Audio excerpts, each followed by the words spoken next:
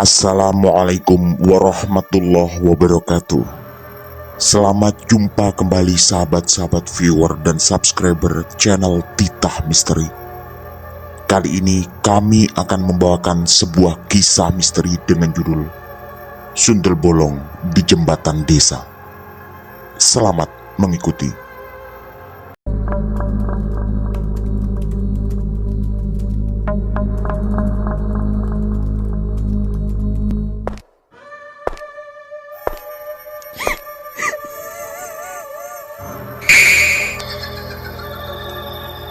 Jangan pernah mengikuti kisah ini sendirian. Jawa Barat 1979. Malam itu jam 10, desiran angin di desa Kaliwang mengantar aroma bunga kenanga yang menguat dari pohon-pohon tua. Pohon-pohon itu berdiri kokoh di sekitar jembatan desa. Bulan sabit yang pucat menyorot cahayanya di antara pepohonan dan menciptakan bayangan-bayangan aneh yang seolah menari di atas permukaan sungai. Arya, seorang pemuda desa yang baru saja kembali dari Jakarta setelah menyelesaikan studi, berjalan dengan langkah cepat menuju rumahnya. Suasana desa yang sunyi malam itu membuatnya merasa sedikit gelisah.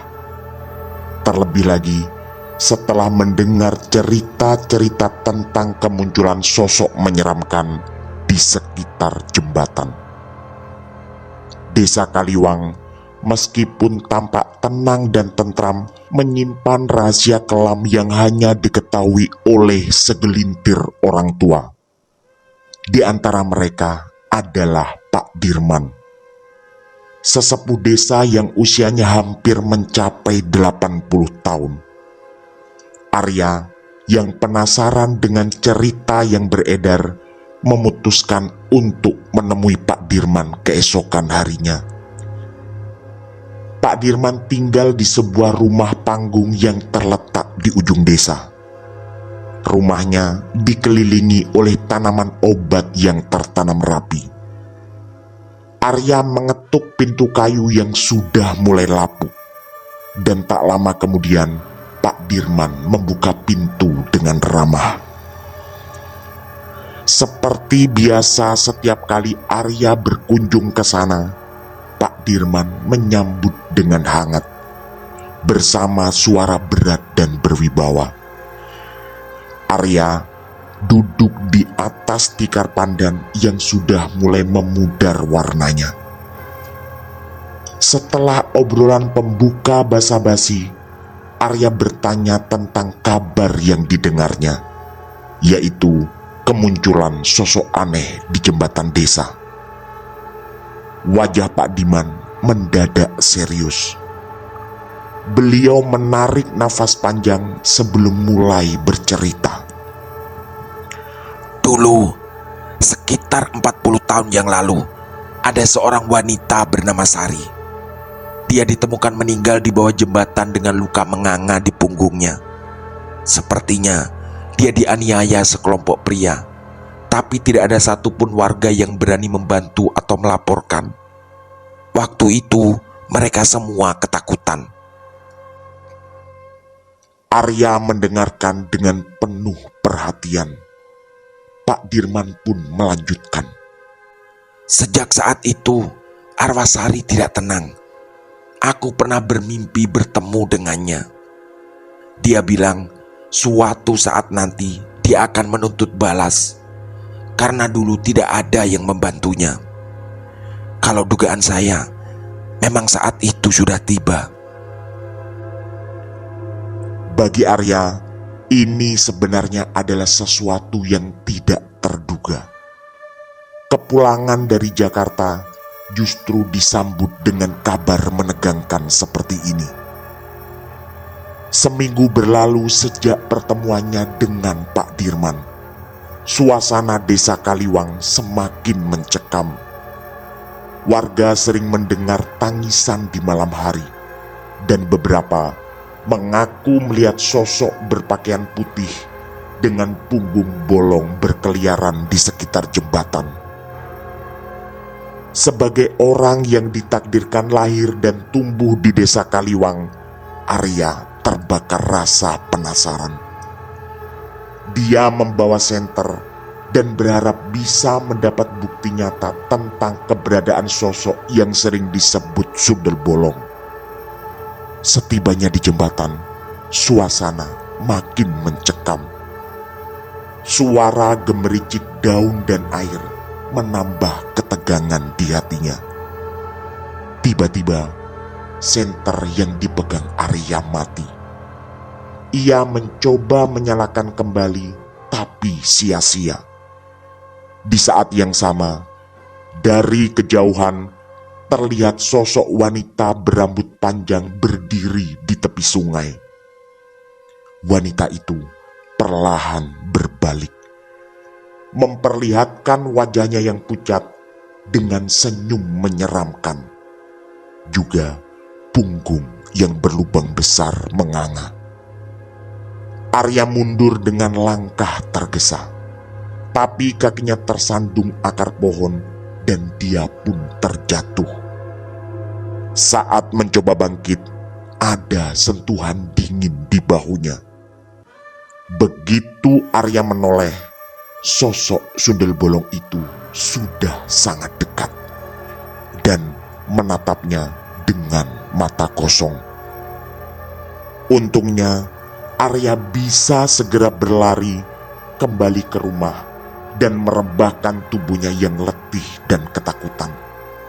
Pagi harinya, Arya terbangun dengan tubuh gemetar. Ada pertanyaan berkecamuk di benaknya. Apakah pertemuan dengan sundel bolong hanya terjadi di dalam mimpi? Otaknya lalu berusaha merangkai setiap kejadian. Jika melihat bapaknya tak bertanya apapun tentang kepergian tadi malam, mungkin peristiwa itu hanya mimpi. Tapi dengan senter di dekat kasurnya yang kotor dan tanah di sana-sini, sepertinya apa yang terjadi tadi malam adalah kenyataan. Arya juga masih bisa mengingat betapa dia terbirit-birit lari dari jembatan yang berjarak sekitar 200 meter dari rumahnya. Semakin berusaha berpikir, Arya semakin bingung. Akhirnya, dia mengambil kesimpulan di tengah-tengah bahwa kemungkinan tadi malam adalah mimpi dan nyata sama-sama besar. Malam harinya, dia pun menceritakan pengalaman itu pada Pak Dirman. Beliau tampak semakin cemas. Dan tidak seperti yang diharapkan Arya, Pak Dirman justru tak membahas sama sekali tentang apakah kejadian tadi malam adalah mimpi. Arwasari semakin kuat. Begitu ujar Pak Dirman. Lalu beliau memutuskan untuk mengajak Arya bertemu dengan Mbah Surti, seorang dukun desa yang terkenal cukup sakti. Mbah Surti tinggal di sebuah gubuk di tengah hutan. Dengan tubuhnya yang terlihat ringkih, beliau menyambut mereka berdua dan mendengarkan cerita Arya dengan seksama. Ternyata apa yang disampaikan Mbah Surti lebih menegangkan. Kita harus mengadakan ritual penenangan arwah, tapi ini tidak mudah. Ada harga yang harus dibayar. Mbah Surti lalu melanjutkan bahwa proses ritual harus dijalankan. Setelah mengulang cerita yang pernah disampaikan Pak Dirman tentang kejadian mengenaskan sekitar 40 tahun lalu, beliau juga meminta beberapa orang dilibatkan, terutama laki-laki dewasa yang punya keberanian cukup. Karena menurut Mbah Surti lagi, ini sama sekali tidak mudah. Waktu berjalan dan malam ritual tiba. Beberapa warga desa berkumpul di sekitar jembatan dengan membawa sesaji. Mbah Surti mulai memimpin ritual dengan mengucap aneka mantra. Suasana semakin mencekam saat angin bertiup kencang dan aroma anyir menyebar di udara. Tiba-tiba terdengar jeritan dari arah kerumunan. Arya berbalik dan melihat adiknya Lita terjatuh dengan wajah pucat. Mbah Surti segera mendekati Lita dan merasakan nadinya. Dia dirasuki arwah sari. Begitu bisik Mbah Surti. Satu yang sangat disayangkan Arya, ternyata tanpa sepengetahuannya Lita mengikuti dari belakang. Lita yang dirasuki mulai berbicara dengan suara yang bukan miliknya. Kalian semua pengecut. Dulu kalian membiarkan aku mati tanpa pertolongan. Sekarang aku akan membalas. Ketegangan terlihat jelas terukir di wajah belasan orang yang hadir.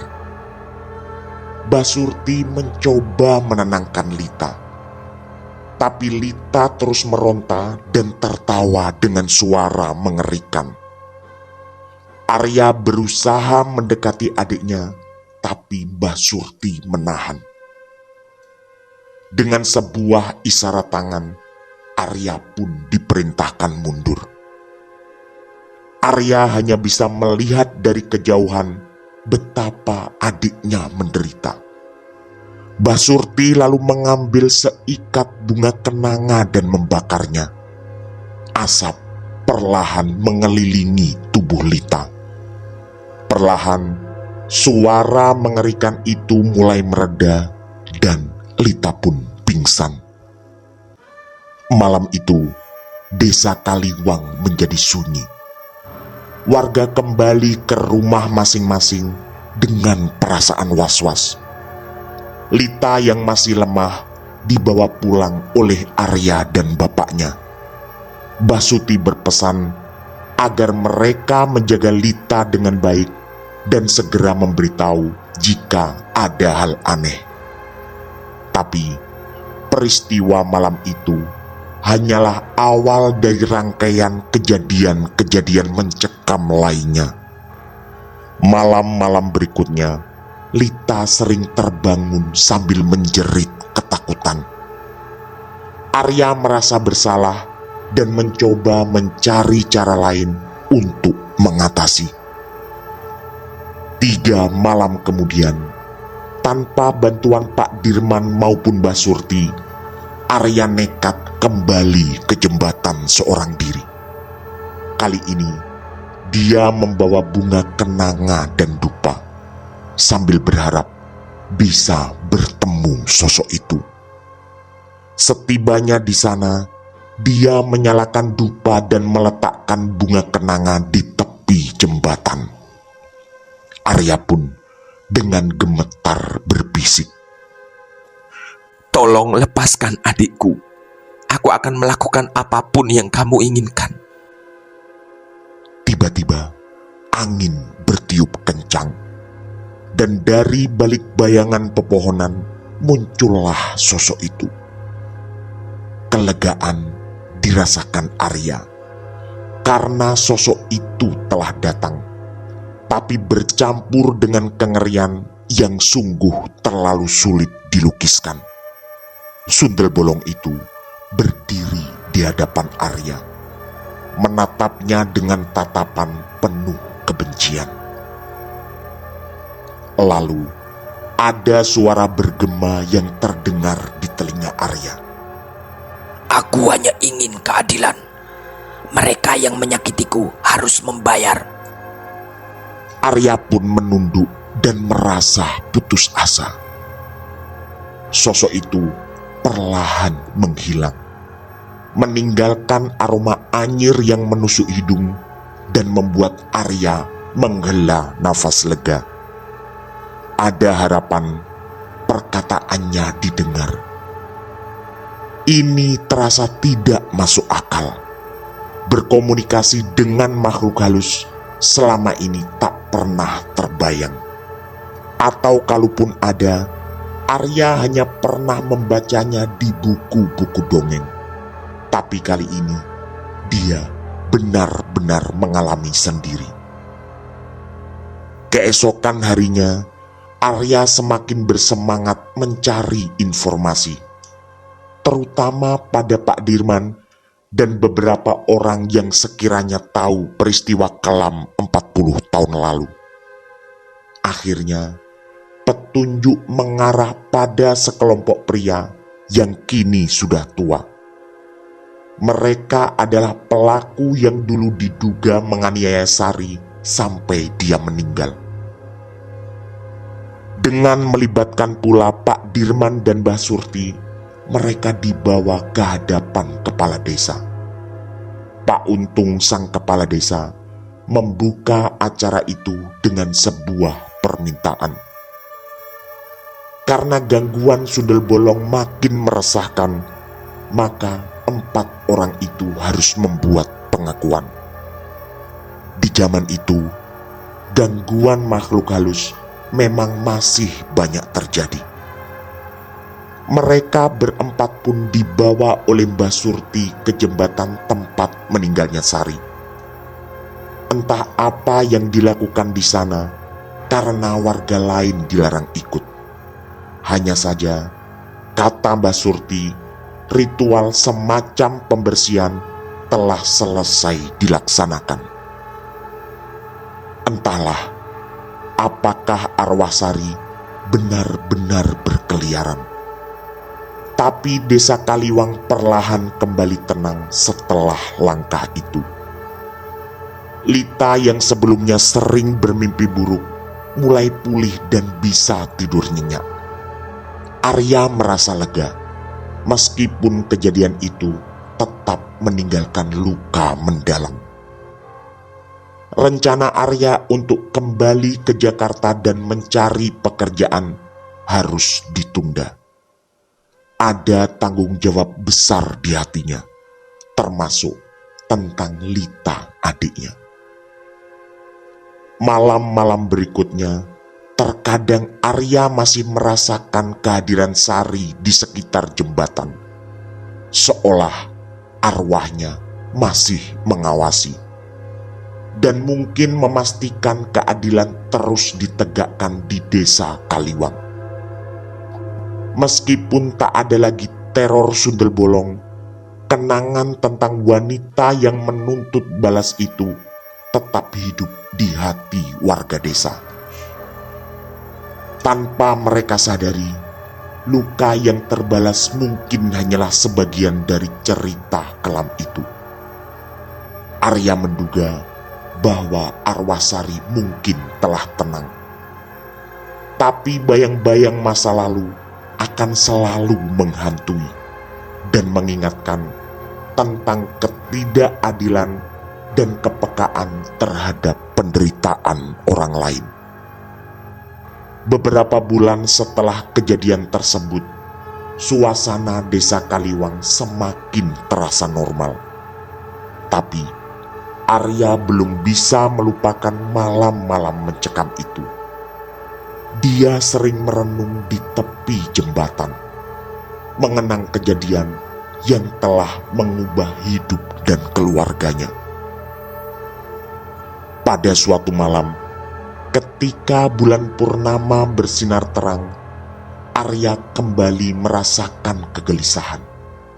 Dia memutuskan untuk berjalan-jalan di sekitar desa dan berharap bisa menenangkan pikiran.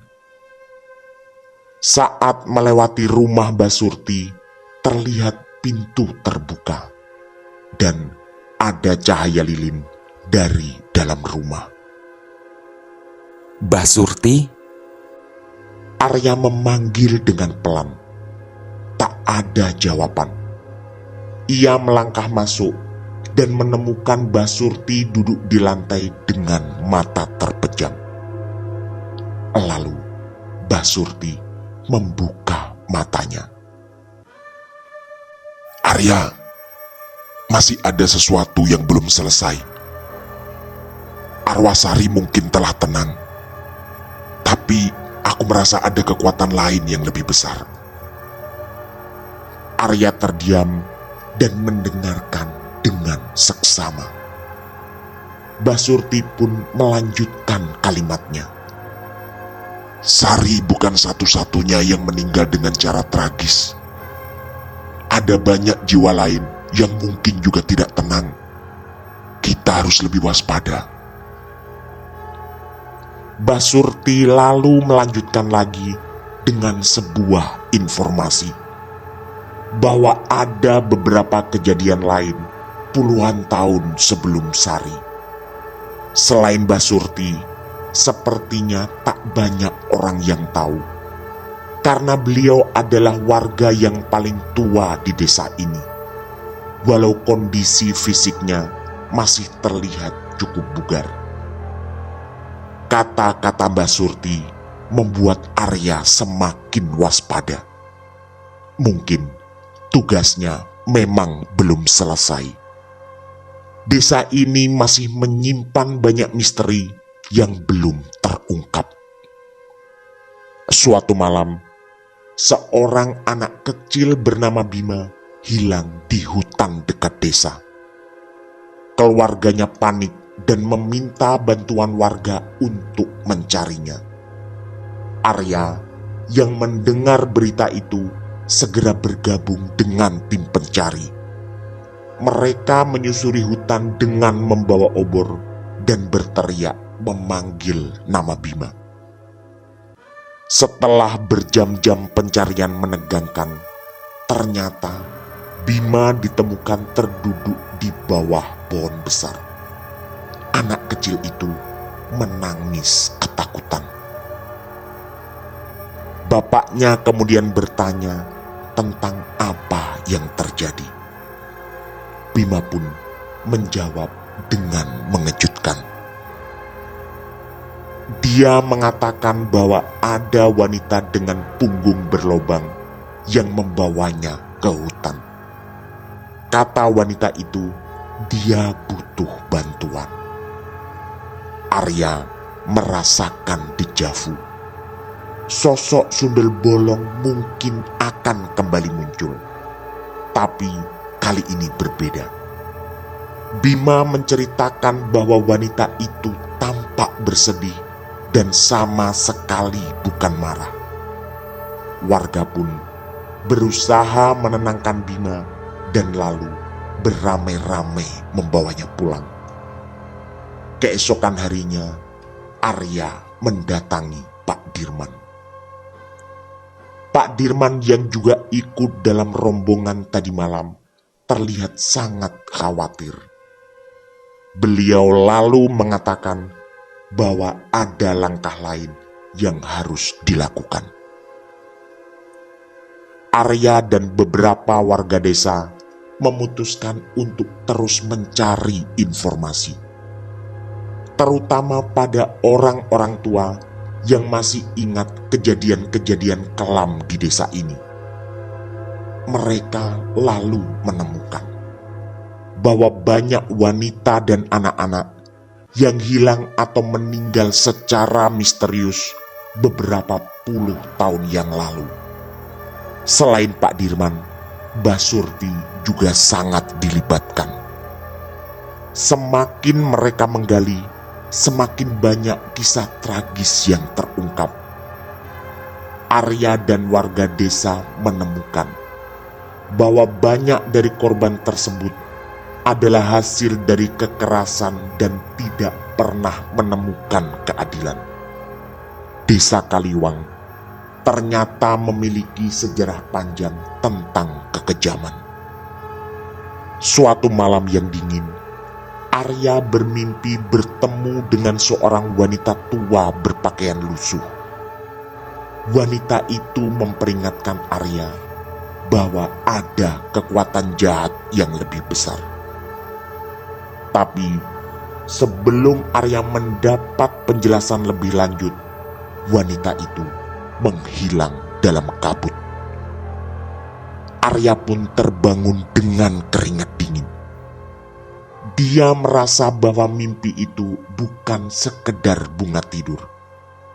Ada sesuatu yang harus dilakukan untuk mengatasi ini. Lalu, bersama beberapa warga desa yang peduli, Arya pun mendatangi lagi Mbah Surti. Mereka berharap bisa menenangkan makhluk-makhluk halus yang selama ini mengganggu desa Kaliwang.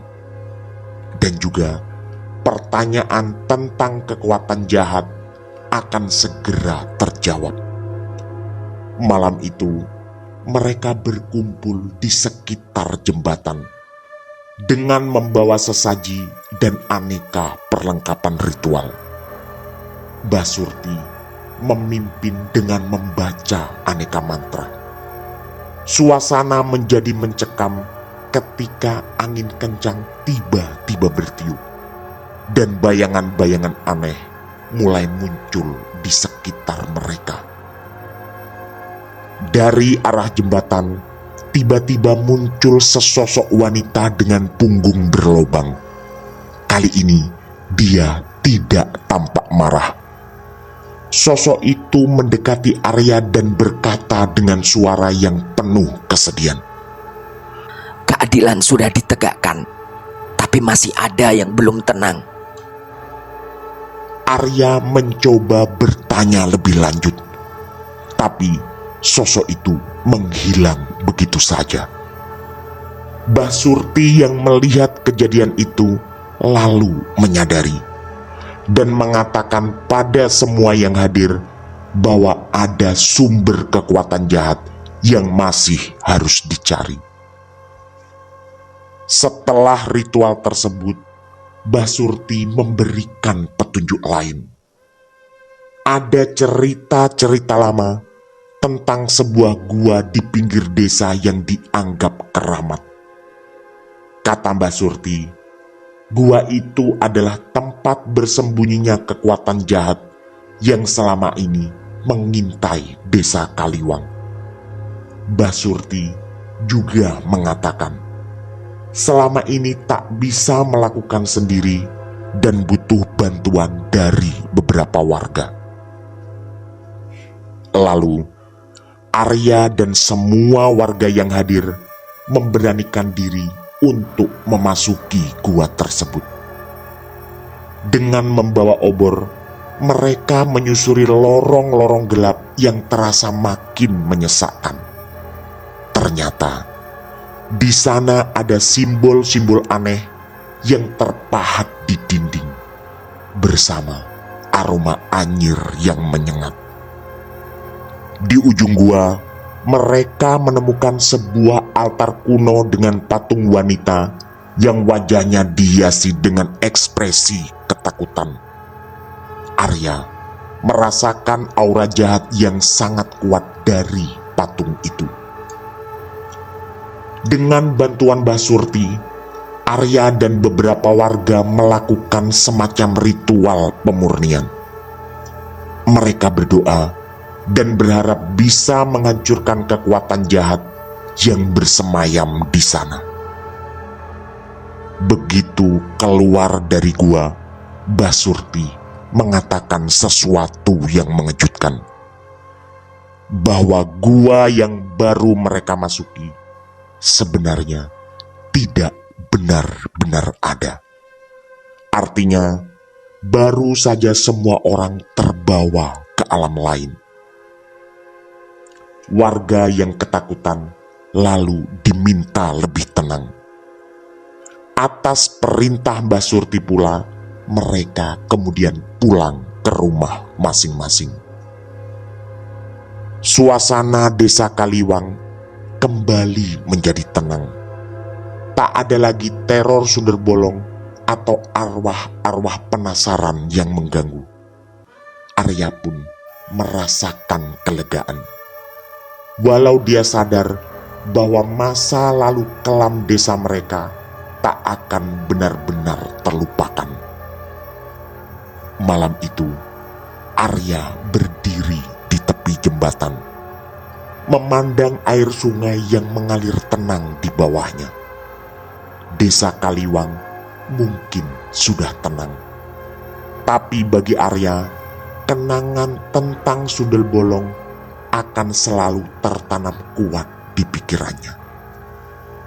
Dalam keheningan malam itu, Arya mendengar bisikan lembut di telinganya. Terima kasih.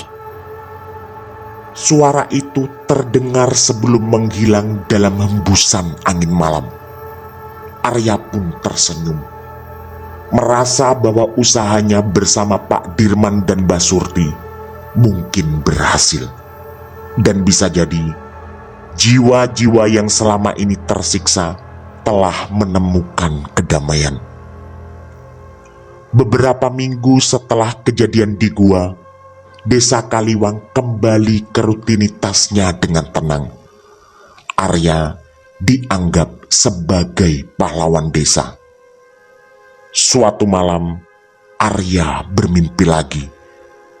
Kali ini dia melihat seorang wanita muda dengan rambut panjang terurai. Wanita itu tersenyum padanya.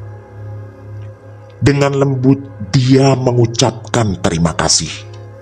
Tapi dia juga mengatakan bahwa ada hal lain yang harus diketahui. Lagi-lagi Arya terbangun dengan keringat dingin. Mimpi tadi malam terasa begitu nyata, seakan wanita itu hadir di dalam kamarnya. Lalu Arya pun mendatangi Pak Dirman. Di sana dia bercerita tentang mimpi aneh itu dan bertanya apakah masih ada rahasia lain tentang sejarah desa. Pak Dirman terdiam sejenak, lalu mengatakan bahwa ada satu cerita yang mungkin memang Arya belum dengar, yaitu tentang Nyai Roro. Dia adalah dukun sakti yang dihukum mati karena dianggap menggunakan ilmu hitam. Sejak kematiannya, banyak kejadian aneh terjadi di desa ini. Tapi Pak Dirman mengaku hanya mendapat cerita itu dari almarhum kakeknya. Arya berusaha merangkai. Mungkin ada kaitan antara Nyai Roro dan semua kejadian mengerikan yang menimpa desa ini. Dia pun terbakar rasa penasaran lagi, lalu memutuskan untuk mencari tahu lebih lanjut tentang Nyai Roro dan tempat di mana dia dikuburkan. Dengan bantuan Pak Dirman dan beberapa warga tua lainnya, Arya menemukan makam Nyai Roro yang tersembunyi di hutan lebat pinggiran desa. Makam itu tampak tua dan terabaikan dan ditumbuhi semak belukar serta lumut. Malam itu, Arya kembali ke makam bersama Mbah Surti. Mereka membawa sesaji dan juga perlengkapan ritual. Mbah Surti memulai ritual lagi dengan bacaan aneka mantra. Di tengah-tengah ritual, tiba-tiba angin bertiup kencang dan suara jeritan terdengar dari dalam hutan. Arya dan Mbah Surti melihat bayangan hitam besar bergerak cepat di antara pepohonan. Bayangan itu bergerak mendekati mereka. Mbah Surti mempercepat doanya, sementara Arya memegang erat obor di tangannya. Bayangan itu semakin dekat, menampakkan sosok wanita tua dengan wajah penuh kebencian dan mata merah menyala. Mbah Surti mengangkat tangannya, melantunkan doa terakhir dengan penuh kekuatan. Obor di tangan Arya menyala lebih terang, seakan merespon permintaan Mbah Surti. Sosok itu lalu berteriak keras, kemudian menghilang dalam kilatan cahaya terang. Peristiwa ini lagi-lagi terasa tak masuk akal. Arya masih sangat terkejut dan ketakutan dengan apa yang terjadi. Basurti dengan senyum lelah di wajahnya lalu menjelaskan bahwa bayangan yang baru mendatangi mereka adalah Nyai Roro. Arya merasa lega tapi tetap waspada. Mungkin jika saja benar apa yang dikatakan Basurti, kekuatan jahat Nyai Roro telah berhasil diusir. Tapi semuanya belum benar-benar menghilangkan rasa takut di hati Arya. Sejak saat itu, kehidupan di desa Kaliwang benar-benar kembali normal. Tak ada lagi teror malam hari atau sosok-sosok menyeramkan yang menghantui warga. Termasuk jembatan yang selama ini menakutkan terasa begitu tenang. Tapi di balik ketenangan itu, Arya tetap menjaga semangat kewaspadaan.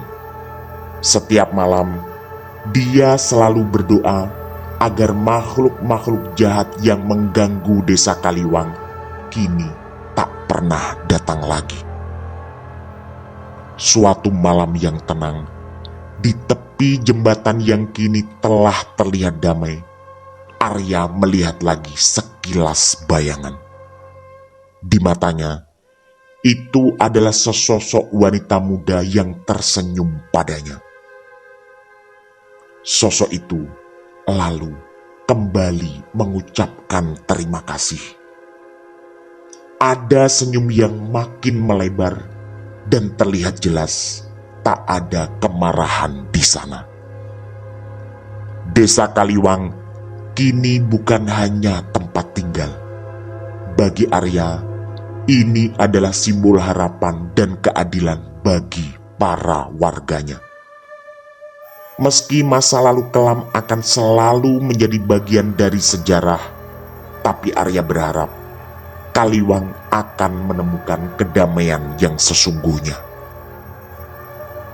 Jawa Barat 2024. Di usia yang kini 65, Arya duduk di teras rumah panggungnya, memandang hamparan sawah yang menghijau. Angin sore yang sejuk membawa kenangan masa lalunya dan mengingatkan dirinya pada malam-malam mencekam yang pernah terjadi di desa Kaliwang. Kini Arya adalah seorang sesepuh desa, sangat dihormati dan dicintai seluruh warga. Arya tersenyum saat melihat Bima cucunya yang kini sudah beranjak remaja. Bersama teman-temannya, Bima berlarian di halaman rumah. Suatu hari, Bima yang kini berusia 15 tahun mendekati kakeknya dengan rasa ingin tahu. Kek, aku ingin tahu tentang cerita sundel bolong yang katanya dulu di jembatan desa. Teman-temanku banyak bercerita, tapi aku ingin mendengar langsung dari kakek. Begitu tanya Bima dengan mata berbinar.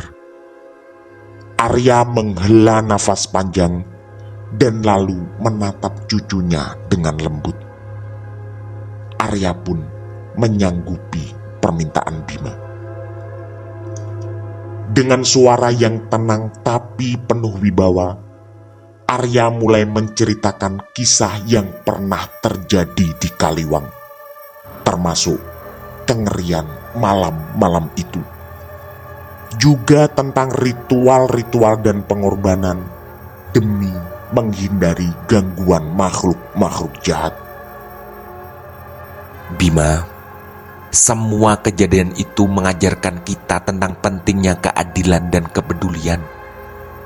Kita tidak boleh mengabaikan penderitaan orang lain, karena suatu hari apa yang kita lakukan akan kita tuai semuanya akan kembali pada kita.